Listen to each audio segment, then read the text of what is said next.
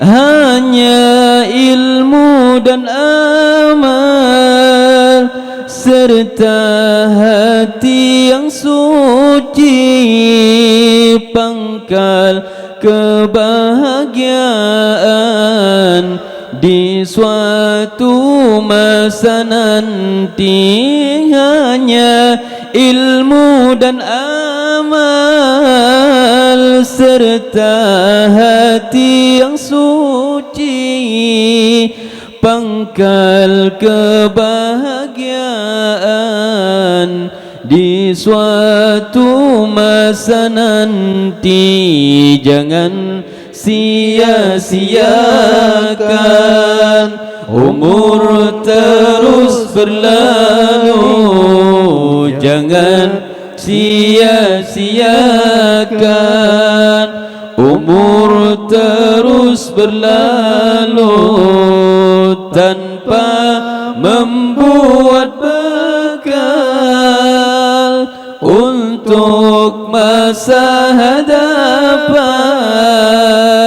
Ingat di suatu waktu kita akan bertemu di saat tanggung jawaban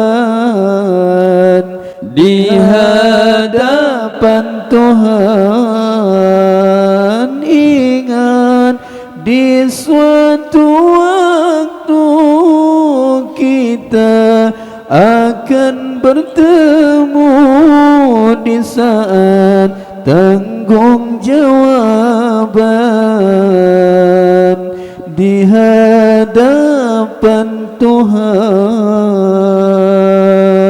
Tak akan masa itu jangan diharap lagi orang akan membantu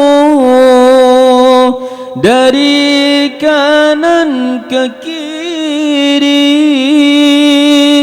Tak akan masa itu jangan diharap lagi orang akan membantu dari kanan dan kiri. Walau akan menjerit terasa petang dan pagi, tak ada